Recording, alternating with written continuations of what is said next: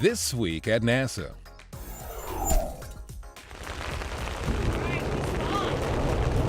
NASA commercial partner Orbital Sciences successfully conducted an engine test of its Antares rocket at the Wallops Flight Facility. The rocket's dual HA-26 engines were fired for 29 seconds while the rocket was bolted down on the Mid-Atlantic Regional Spaceport Pad 0A. The test demonstrated the readiness of the rocket's first stage and launch pad fueling systems to support upcoming test flights. Orbital is building and testing Antares and its Cygnus cargo spacecraft under NASA's Commercial Orbital Transportation Services, or COTS program. Antares and Cygnus are scheduled for a test flight to the International Space Station later this year. This Friday, March 1st, is the targeted launch date for the next cargo resupply flight to the International Space Station. Liftoff of the SpaceX Dragon spacecraft's second resupply mission to the ISS is scheduled for 10:10 a.m. Eastern from Cape Canaveral Air Force Station in Florida. Dragon will be loaded with about 6 tons of crew supplies and materials for science research. Upon the unpiloted craft's arrival at the orbiting laboratory, Expedition 34 Commander Kevin Ford and Flight Engineer Tom Marshburn of NASA will use the station's robotic arm to grapple Dragon and attach it to the Earth-facing port of the station's Harmony module. When it splashes down in the Pacific Ocean off Baja, California later next month, Dragon will be carrying more than 2,300 pounds of experiment samples and equipment. Final assembly and inspection of the Seedling Growth 1 experiment took place at NASA Ames Research Center in preparation for transport aboard SpaceX-2 Dragon to the International Space Station. Payload integration and engineering managers working with the European Space Agency, or ESA, came to Ames to perform the final steps of the process before the experiment containers are sent for launch. Designed and built at NASA Ames, the enclosures are completely self-contained, providing air, water, temperature control, and light for the seeds. Once on the space station, the enclosures are mounted in a centrifuge to test the effects of micro and low-gravity environments on the growth of the seeds. Seedling Growth 1 is one of several experiments being conducted by NASA and ESA to determine if specific plants can grow well enough in microgravity to provide astronauts with a complete and sustainable solution for long-duration space missions. Hi, I'm Louise Jandura, Sample System Chief Engineer, and I'm here with your Curiosity Rover Report. This was a great week for Curiosity. We got to see something we've been waiting for quite some time. Sample in the scoop confirming that our first drill on Mars collected as we had expected. This was an important event as this is the first time a drill has been used on Mars to collect sample for analysis by instruments on the rover. We use these computer-generated images of different volumes to help us visually identify how much we've collected. We were able to estimate that we collected about 14 cubic centimeters of sample, or about a tablespoon, and this matched our expectation of what we would see in the scoop when we got to this point. Our drilling capability gives us the ability to get inside this rock. The first thing you notice about the material is that it's a different color. Gray, not the reddish-orange color all around us. That reddish-orange color is a sign of an iron oxidation, a kind of rusting process that's occurred all around Mars. Since we've been at Yellowknife Bay, Curiosity has done more than 100 MOLI images and more than 12,000 laser shots. You can see the telltale laser grid pattern from the ChemCam in this image. Additionally, you can see a fine-grained structure of this rock indicating either a mudstone or a siltstone. The next steps for the team are to finish processing this sample with Chimera and then put small portions into the SAM and Chemin instruments for analysis of chemistry and mineralogy. This has been your Curiosity Rover Report. Check back soon for more updates. Hi, my name's Ray. This is really cool.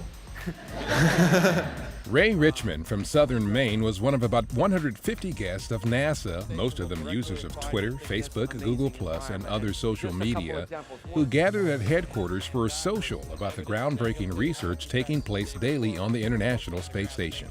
Hundreds of experiments are being conducted in the station's unique microgravity environment that can benefit humanity while increasing our understanding of how humans can safely work and live in space for long periods. Bill Gerstenmaier, Associate Administrator for Human Exploration and Operations, was one of several featured NASA speakers. We're in the process of starting to think about how much we can extend station. The physical hardware is probably good till 2028 or so. So we're trying to figure out when the right time to start talking about that is and start moving forward. Marshall Porterfield is Director of Space Life and Physical Sciences Research and Applications. Tara Rutley is an ISS scientist. There is nothing like it even on Earth. There's nowhere that you would find any kind of laboratory that would share material sciences facilities with life sciences facilities, with plants and humans. I tell students that in order to do what I do for a living, you need to know math, you need to know science, you need to know engineering, because you have to take care of the machines that allows you to live in the environment that you're in, and this frontier happens to be space. Also addressing the attentive group was physicist and former ISS resident Don Pettit, who was outdone only by 3 current space station crew members. From left, Flight Engineer Tom Marshburn, and Expedition 34 Commander Kevin Ford of NASA, and Canada's Chris Hadfield. The whole purpose of this is figuring out how to safely get to space and back again. We haven't invented everything we need to invent yet, but hopefully soon everyone will be able to get this incredible experience that we're lucky enough to be part of. Back aboard the station, Ford, Marshburn, and Hadfield hosted their own social media event, the first live hangout in space. And what is that on Chris Hadfield's forehead? Well, what he has on his forehead is actually a temperature probe. The 3 astronauts took questions from the online community via Google+, Facebook, and Twitter. Viewers worldwide could also upload their video questions and watch the space-breaking event live on NASA Television's YouTube channel. Engineers at the Stennis Space Center have begun a new round of tests on NASA's next-generation J2X rocket engine. This next test series will continue to provide performance data critical to the engine's development. The J2X will provide upper stage power for NASA's new space launch system that'll send humans farther into space than ever before. NASA Administrator Charles Bolden has received the Candle in Military Service and Aeronautical Science Award from Morehouse College in Atlanta. The award recognizes exceptional achievement in a field by an African-American man. The Candle Award is part of Founders Day celebrations held each year at the alma mater of the Reverend Dr. Martin Luther King, Jr. The Marshall Space Flight Center co-hosted an exhibition at the Davidson Center in Huntsville, Alabama, called Robots to Rocket City. The event gave student teams from the area who will compete in the upcoming FIRST Robotics Ultimate Ascent Challenge a chance to test their tenacious technologies before regional competition begins in late February. The students have built robots designed to score points by tossing discs through targets and by climbing pyramids. When we received our kit of parts 6 weeks ago, we were very excited to start making our robot. We had been anticipating this before we started our build. We made a robot beforehand, a pre-season build, and we learned a lot about robotics that way. NASA's especially interested in this type of activity because we're always looking for the best and the brightest, and these teams provide us that opportunity to see the students who are interested in science, technology, engineering, and mathematics. FIRST, for Inspiration and Recognition of Science and Technology, inspires young people to be science and technology leaders by engaging them in exciting mentor-based programs that build science, engineering, and technology skills. Smiling for me, everybody? Associate Administrator for Education, Leland Melvin, recently visited the Aero Institute in Palmdale, California, where he was updated on education outreach efforts at the Dryden Flight Research Center. The Dryden education team earned Melvin's praise, as did the Institute, for its recent founding of the Palmdale Aerospace Academy, a school devoted to excellence in science, technology, engineering, and math. Both the Aero Institute and its academy are operated by a consortium that includes NASA, the City of Palmdale, and its local school district. The school, the Aero Academy that we just talked about, is a perfect example of a partnership that's helping get these kids motivated and inspired. We have to make sure that the things that we're doing, the interventions that we're building, have relevance to the goals, or why are we doing it? Melvin was also briefed on Dryden's online classroom outreach program, the Digital Learning Network. We provide very unique opportunities for students across the board, whether it's connecting subject matter experts, astronauts, or even education specialists. Melvin also toured the nearby Dryden Aircraft Operations Facility, home to the center's science-gathering aircraft aboard which students can fly. Lisa Rowe, Langley Research Center Director, and Bill Robel, Director of Wallops Flight Facility, were in Richmond to speak with policymakers at Virginia's General Assembly about NASA's contributions to the Commonwealth's aerospace industry. The 8th annual Aerospace Day provided Rowe, Robel, and more than 20 NASA and industry teams the opportunity to outline for legislators the agency's economic impact on Virginia's aerospace industry.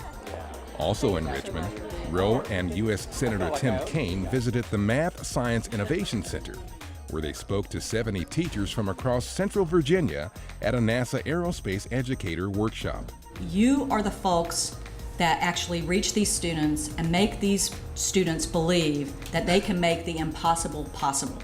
And that's what we do at NASA.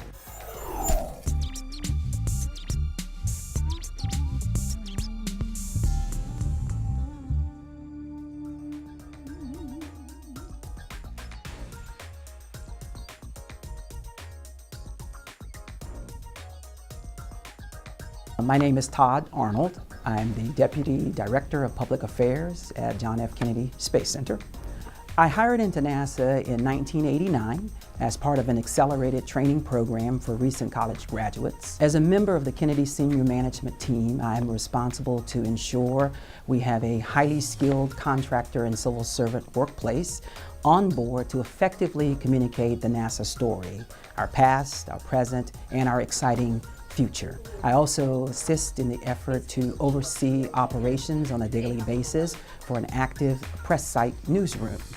In addition, I provide strategic leadership and vision to a team of individuals who are responsible for an array of public relations tools and techniques, including NASA television broadcasting, also news and photojournalism, web and social media presence, display management initiatives, as well as internal communications to the KSC workforce to help them remain informed so that they can be wonderful ambassadors for NASA. Here at NASA, I believe diversity is more than just a word. In fact, it is part of our core value system, which to me means it's not just a few people who are concerned about diversity, but every individual makes a difference and actively seeks out an opportunity to value the input of others. At an individual level, whenever I join a team for the first time, I first seek to learn a little bit about the backgrounds and experiences and education of the individuals I'll be working with. As a leader, I make it a priority to initiate efforts that will encourage individuals to partner and work together and leverage the strengths and backgrounds of others that are perhaps different from them. I really believe that at the bottom line, in order to get the best product, we must have every idea on the table. More than 5,000 visited the Johnson Space Center's NASA exhibit in downtown Houston during the public events and activities held prior to the NBA All-Star Game.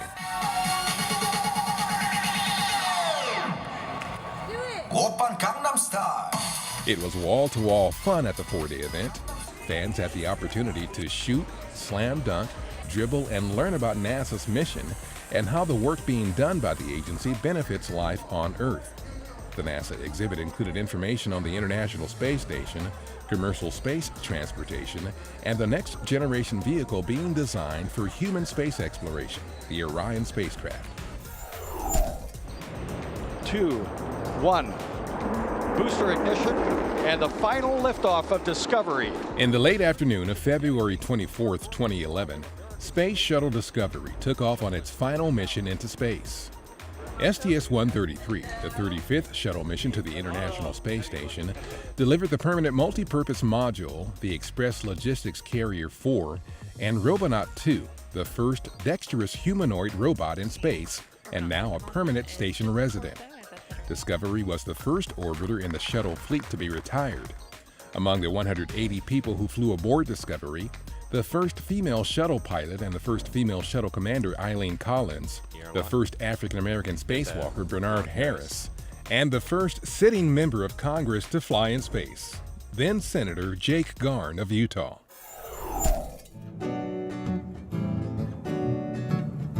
NASA astronaut and amateur flutist Katie Coleman joined the Irish musical group The Chieftains on stage with the Houston Symphony during the band's 50th anniversary concert tour. Also sitting in from 240 miles above the Earth was Canadian astronaut Chris Hadfield on board the International Space Station. A longtime fan of the Chieftains, Coleman carried the band's penny whistle and Irish flute with her during her 2010 station expedition. Joining Coleman for the stage performance were fellow astronaut Dan Burbank and other members of an informal group of players known as Bandella that Coleman and Hadfield performed with on Earth. And that's This Week at NASA. For more on these and other stories, or to follow us on YouTube, Ustream, and other social media, log on to www.nasa.gov.